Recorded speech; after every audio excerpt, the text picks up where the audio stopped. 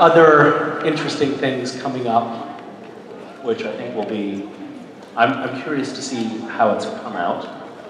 We've shot some stuff that could be truly horrific from a performance standpoint, or it could be cool, so you'll have to let me know. But I think that actually what we've just shot might be my favorite so far. I had a lot of fun with it. I look forward to it. Thank you. Yeah, thank you. I had a scene that I shot with Ruth, where that was fun. I did stuff that I wasn't expecting to do to Ruth in the scene that Ruth was also not expecting. That I don't even think will make it into the final cut. But I was like, I'm sorry, I can't believe I just did that. Anyway, great. Hello. Hi. Hi. My name is Lupe, and I did not travel 800 miles, so I feel a little inadequate right now. Well, it's all right. You could just tonight go drive around for 7 or 8 hours. I'll try. Make up for it. I'll try. Okay, so at the beginning of the show, they read us the rules and regulations to not say that we love you and to not ask for hugs. We love you. Wait, I've never been here for that portion of the program. They sang a song. And talk about rules and regulations. So what are the rules and regulations? Allegedly, don't say I love you. I love you. So I won't say I love you, Misha, and everybody else Security, won't say it either. get those people out of here. Okay, so you're not allowed to say I love you. And you're not allowed to ask for hugs. You're not allowed to ask for hugs? Right, so you can't say, hey, can I have a hug? Can I have a hug?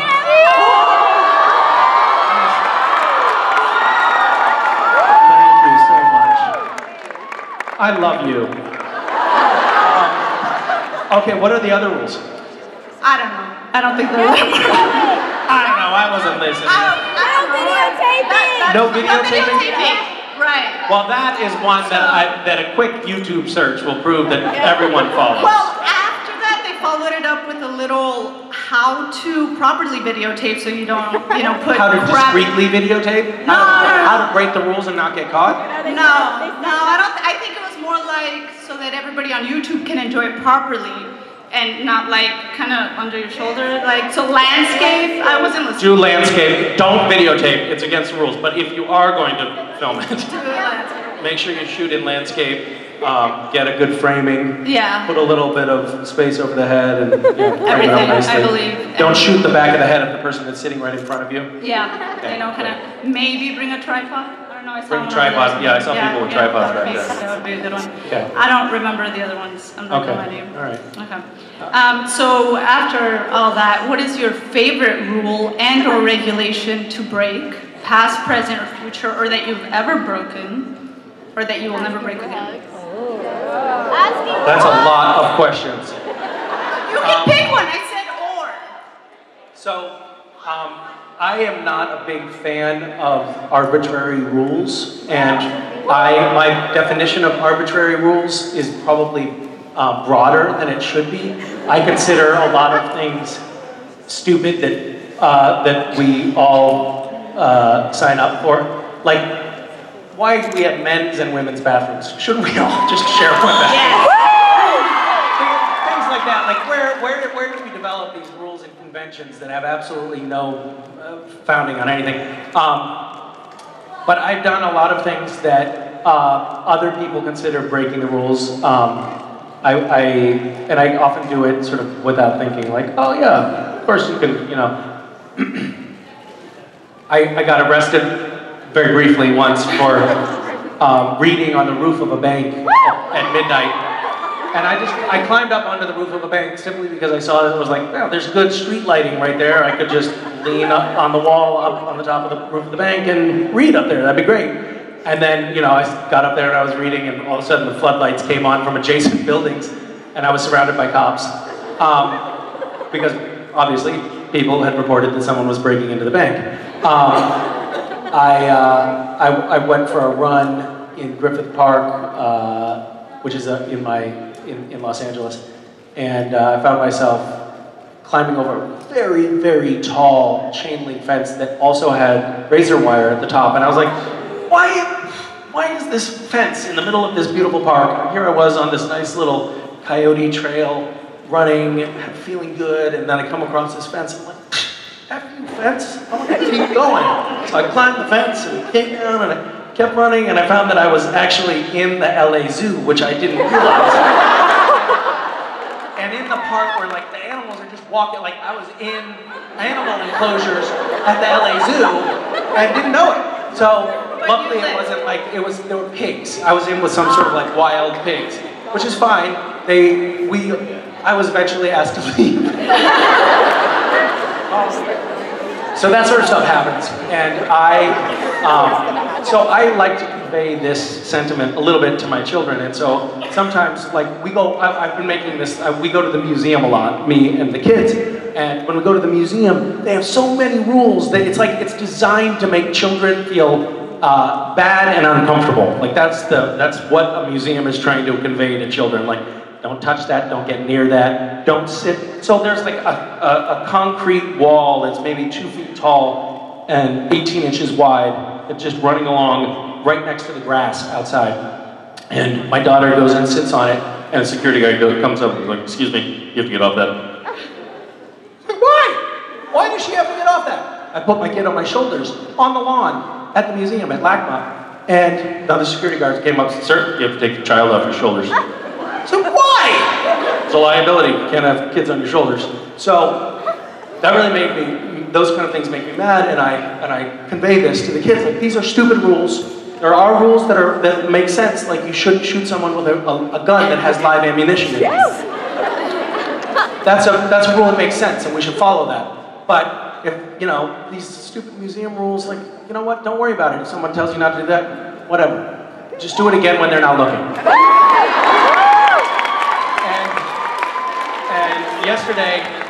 Yesterday we were having breakfast and my son climbed on the table, and at home we have a rule, and the rule is you don't climb on the fucking table while people are eating. And he said, why not? And I said, because your feet are, your dirty feet walking around, we're eating food, we don't want the dirt from your feet on the table in our food, that's unhealthy, it's gross. And he said, okay. Took his shoes off. And he went like this. And he picked up his feet, and he's like, so how about this? And I was like, no, we don't know. And he said, why not? And I said, just because it's a rule that we have in the house. He said, well, it's a stupid rule, and I'm not going to follow it. So, anyway, it's a tough thing to work with, that attitude, I'm finding. I really don't like it. I wish that he would just follow my rules, whether they're arbitrary or not, and not ask questions. But I've done some things that were, illegal or whatever. According to the law. Yeah, according to the law. But in the end, I felt like it was a cool enough project, or it was something that I, was proud enough of that I was going to do it anyway. But I don't recommend that you break the law. Don't do it. Anymore. Not much more, unless it's a stupid law. It's funny that you bring this up, because this past fall, I shot a little teaser for a prospective pilot TV show that is about breaking the law. And the idea is just to go around, like, there's all these arcane, really, truly stupid laws on the books that nobody's ever bothered to take off the books because it's too much of a pain in the butt to change the law. So, like in Massachusetts, men are not allowed to have hair that's more than shoulder length, things like that. That's on the books somewhere, So my idea was, well, I could just go around and break all of these laws and film it and do it kind of flagrantly, like in front of a police officer. Did you grow your hair out, or did you have a wig? That would be a wig situation, because it takes too much work to grow your hair out. Extension. Anyway, you've touched on a nerve for me. Thank you. Yeah. Thank you. What? 5? 5 minutes. Okay. What? Hi. Hi. How are you? Good. Did you guys? I'm going to take a brief aside here and show off Rich and Rob's shirt. You guys see it? And I understand that if you have you guys all heard the story? Well, it's kind of a very emotional hot point for everybody who works at Creation, I think, who was there at the time, and for all of the cast who were with Rob at that point. It was like this really amazing moment for us to all come together. We were so scared, and he was in really, really bad shape. And anyway, and Creation was amazing. Like there were several volunteers that spent the night in the hospital with him. Yeah, I've teared up many times in the ensuing, it's been almost 2 years now, right? 3. Clearly I have it mapped out in my mental calendar. Yeah, anyway, so if you get one of these shirts and support that campaign in the next 12 or 13 hours or something like that, then you're gonna be in a drawing to be in a picture with me and Jared and Jensen. So, it's almost like if you do that good thing, then you'll get punished, potentially, by having crushed by me and Jared and Jensen. Sometimes we get rowdy in those photos, and somebody will say something like, "Give me the tightest hug possible," and I'm always like, "Oh, you don't want that," because Jared will just be like. Every once in a while, you hear just that quiet little crack of a rib. Someone go as their lung gets punctured. But yes, anyway, Creation Stand's website, you can get these.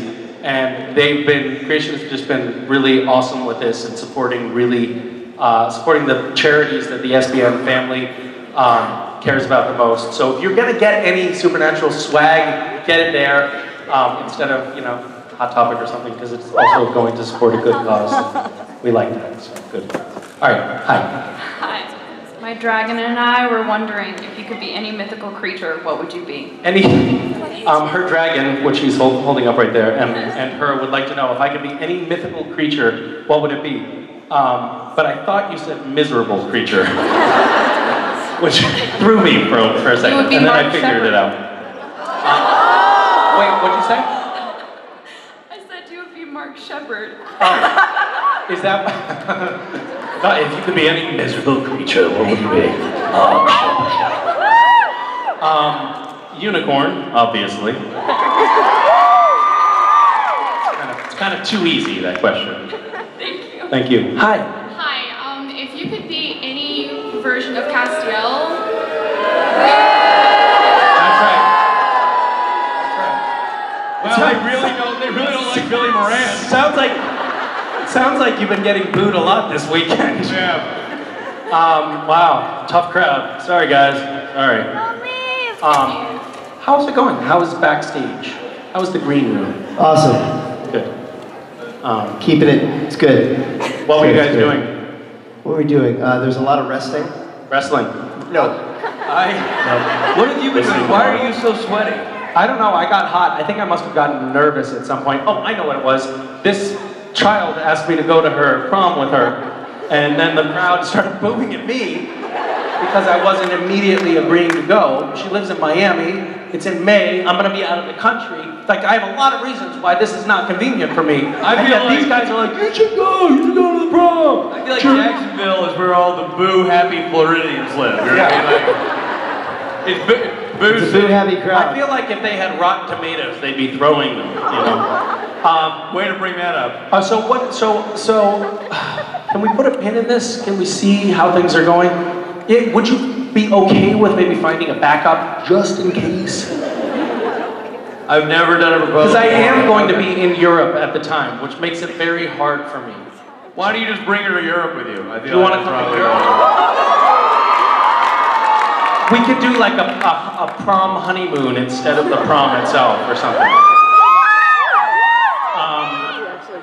Yeah, it's a good crowd. I like that. They're kind of like They're with you and against you. they're with you and against you at the same time. They love you and hate you. They were like, oh, yeah, it's good. I think, Misha, I love the audience participation, and I like it when we have celebrities in the house. I think it's fun. I think it's only fair. I'm going to call them out. We got to give a big hello to everybody. Jim Beaver's in the house with us.